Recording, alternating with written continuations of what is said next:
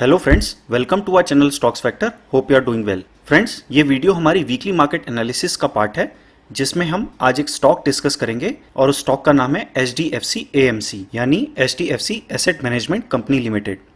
Friends, हमने stock इसलिए choose किया है क्योंकि रिसेंटली हमने इसमें बहुत अच्छा लॉन्ग बिल्डअप देखा है और हम देखेंगे कि किस तरह का इसमें बिल्डअप बना है पिछले कुछ दिनों से और क्या पॉसिबिलिटीज़ बनती हैं इस पर्टिकुलर स्टॉक में। सो फ्रेंड्स, एनालिसिस शुरू करने से पहले हम एक बात फिर से रिपीट करना चाहेंगे जो हमने रिसेंट वीडियोज़ में बार बार कही है कि आप हमारी डेरिवेटिव एनालिसिस सीरीज़ प्लेलिस्ट को ज़रूर देखें। इसमें टोटल 15 वीडियोज़ हैं।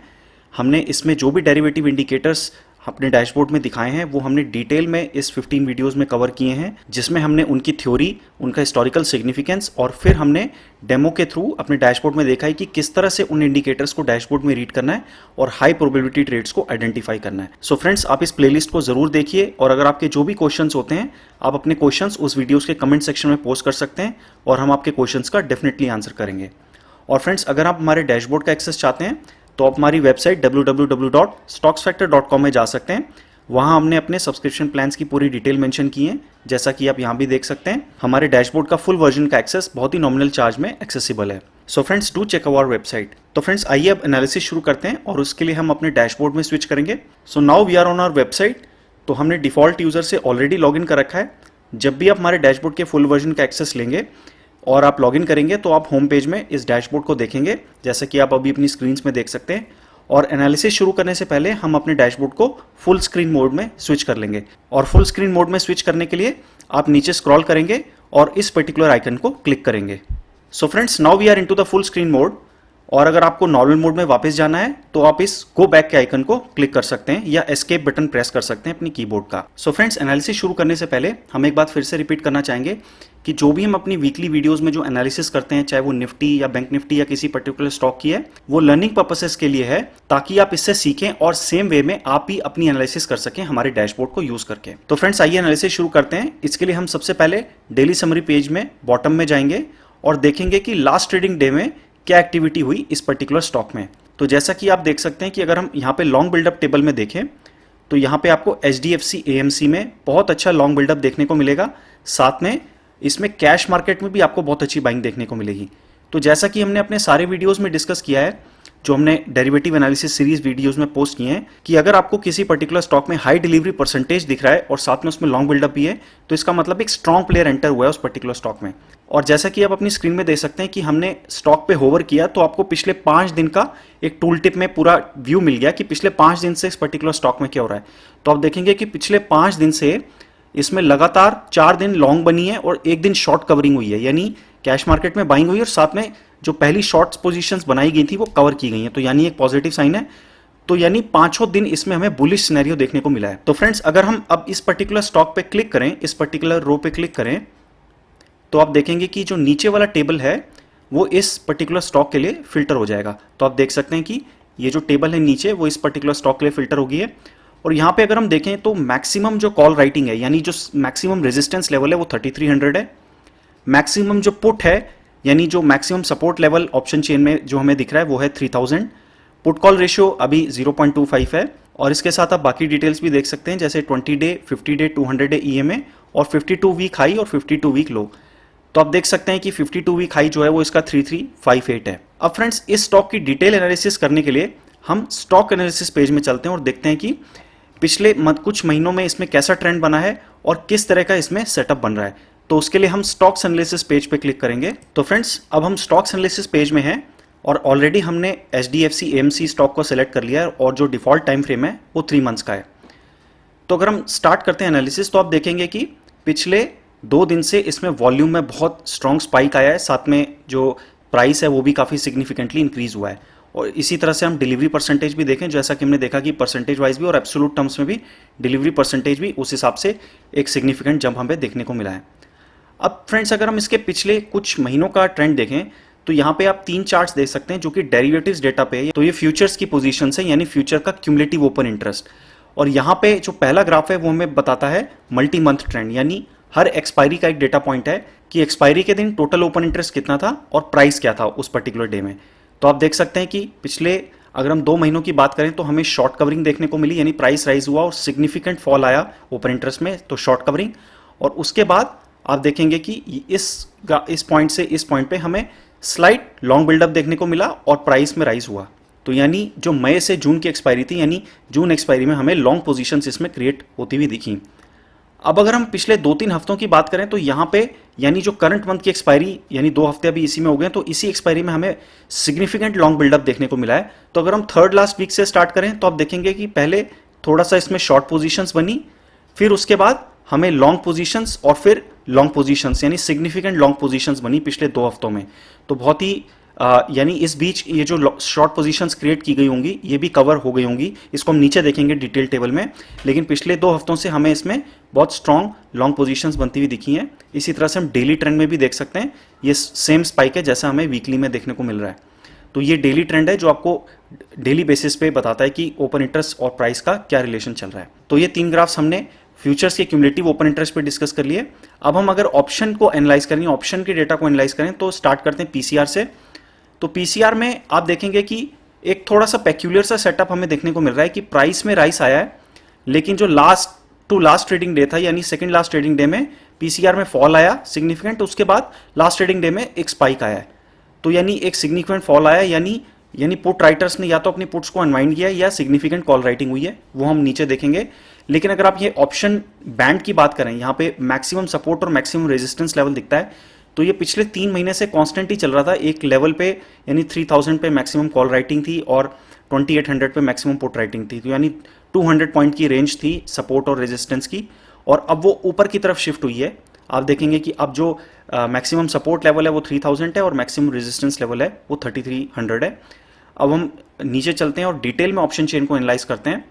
तो ये जो 2 ग्राफ हैं ये आपको लास्ट ट्रेडिंग डे का स्नैपशॉट दे रहे हैं। ये ओआई चेंज है और यानी ये जो टोटल ओआई अभी लास्ट ट्रेडिंग डे के अकॉर्डिंग जो है, और जो नीचे जो 6 ग्राफ्स हैं ये आपको पिछले 6 दिन का पूरा ट्रेंड बता रहे हैं, ताकि टोटल 7 डेज हो गए, 6 प्लस जो लास्ट ट्रेडिंग डे है 7। तो आप इसमें देख सकते हैं कि एक ही व्यू में आपको पता चल जाता है कि किस तरह से ऑप्शन चेन में ओआई शिफ्ट हो रहा है, यानी मेजर सपोर्ट और रेजिस्टेंस लेवल्स कैसे शिफ्ट हो रहे हैं, कहाँ ज्यादा कॉल राइटिंग हो रही है या अनवाइंडिंग हो रही है। तो इससे आप बहुत ही सिंपलर वे में आप एनालाइज कर सकते हैं कि ऑप्शन चेन में ओआईज कैसे शिफ्ट हो रहे हैं, चेंज हो रहे हैं।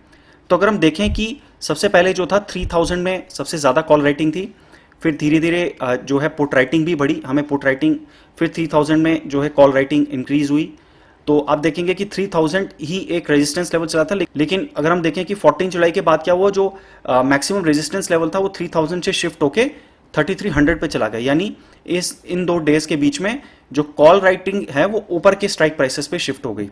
और अगर हम लास्ट ट्रेडिंग डे की बात करें तो हमें 3000 में पुट राइटिंग होती हुई दिखी है। तो यानी 3000 पे पुट राइटिंग हुई है, यानी 3000 एक फर्स्ट लेवल सपोर्ट बन गया है, और जो हमें जो मैक्सिमम रेजिस्टेंस जो पहला लेवल मिल रहा है वो 3200 है और उसके बाद 3300 है। तो 3300 इस समय मैक्सिमम रेजिस्टेंस जोन है, विद द फर्स्ट रेजिस्टेंस है 3200। तो अगर हम लास्ट ट्रेडिंग डे की बात करें तो जो लास्ट क्लोजिंग प्राइस है वो 3094 है, तो यानी 3100 के आसपास है। तो स्टिल अभी जो फर्स्ट रेजिस्टेंस लेवल है वो 3200 है और जो सपोर्ट लेवल है वो हमारा 3000 है। अब अगर हम नीचे टेबल को देखें, उससे पहले अगर हम इन चार्ट्स को भी देख लें तो आप देखेंगे कि पिछले 2-3 दिन से इसने आउट परफॉर्म किया है निफ्टी को भी, अपने इंडेक्स को भी। तो दोनों को इसने आउट परफॉर्म किया है, अपने सेक्टर को भी और निफ्टी को भी। अब हम डिटेल टेबल को एनालाइज कर लेते हैं। तो आप देखेंगे कि अगर हम 24 जून से यानी जुलाई की इस सीरीज की बात करें तो आप देखेंगे कि इसमें सिग्निफिकेंट लॉन्ग पोजीशंस बनी है काफी दिनों में। पिछले 6-7 दिनों से लगातार इसमें शॉर्ट कवरिंग भी आ रही है और लॉन्ग पोजीशंस भी बन रही है और सिग्निफिकेंट लॉन्ग पोजीशंस बन रही हैं। आप देखेंगे इस जगह पे, फिर यहाँ पे कैश मार्केट में भी बहुत अच्छी बाइंग हुई और हमें यहाँ पे सिग्निफिकेंट लॉन्ग पोजीशंस देखने को मिली।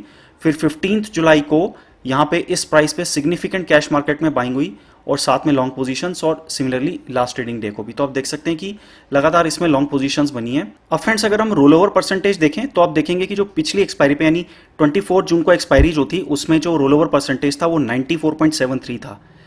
तो हमने ये भी देखा था कि पिछले महीने से यानी मई की एक्सपायरी से जून की एक्सपायरी में लॉन्ग पोजीशंस क्रिएट हुई और जो रोल ओवर परसेंटेज था यानी वो लॉन्ग पोजीशंस नेक्स्ट मंथ में कैरी फॉरवर्ड भी की गई इसका मतलब।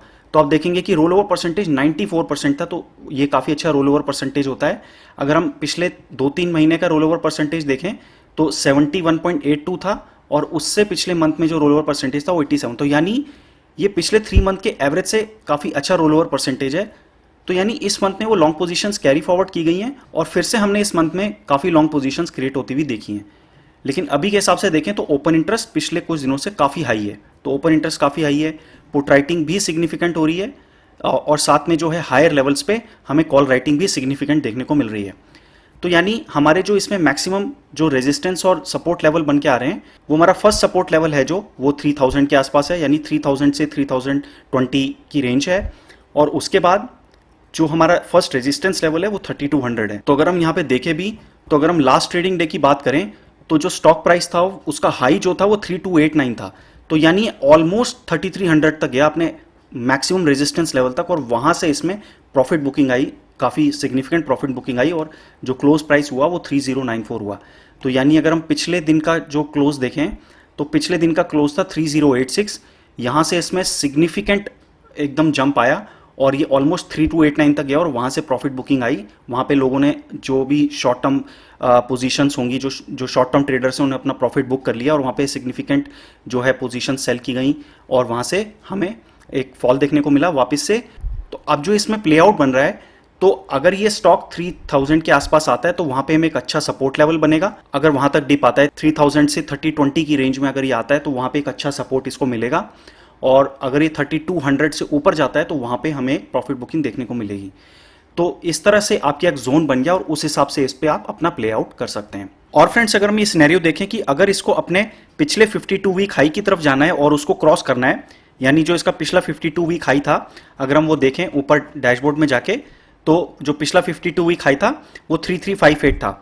तो यानी अगर इसको ब्रेक करना है तो ये स्टॉक अगर 3300 के आसपास जाएगा तो हमें सिग्निफिकेंट कॉल अनवाइंडिंग दिखनी चाहिए 3200 पे और 3300 पे। तो हमें वेट करना है वहां पे कॉल अनवाइंडिंग का, और वहां पे जो नीचे के स्ट्राइक प्राइसेस हैं यानी 3200 पे हमें पुट राइटिंग भी देखने को मिलनी चाहिए। तो ये स्टॉक अपने 52 वीक हाई की तरफ बढ़ेगा और पोटेंशियली उसको क्रॉस करेगा। फ्रेंड्स, इसके अलावा स्टॉक से रिलेटेड हमें 2 और डेटा पॉइंट्स जो है हमें कंसीडर करने हैं जब भी हम किसी स्टॉक की एनालिसिस कर रहे हो, तो हमें उन्हें जरूर फॉलो करना है, जो कि है ब्लॉक, बल्क डील्स या फिर कॉर्पोरेट इवेंट्स। तो ब्लॉक या बल्क डील्स पेज में आपको पता चलता है कि पिछले कुछ दिनों में एक पर्टिकुलर स्टॉक में कोई ब्लॉक डील या बल्क डील तो नहीं हुई, या फिर कोई कॉर्पोरेट इवेंट अगर जो आने वाला हो, जैसे फॉर एग्जांपल रिजल्ट्स या डिविडेंड का डिक्लेरेशन किसी पर्टिकुलर स्टॉक में, तो ये फ्यूचरिस्टिक इवेंट्स जितने भी होते हैं रिसेंट, वो हम यहाँ पे शो करते हैं किसी स्टॉक से रिलेटेड। तो आपको इनको जरूर फॉलो करना है। और friends, last but not the least, 2 other important indicators जो कि मार्केट से रिलेटेड है, ओवरऑल जो हमें बिग पिक्चर देते हैं, वो है FIIs का डेटा,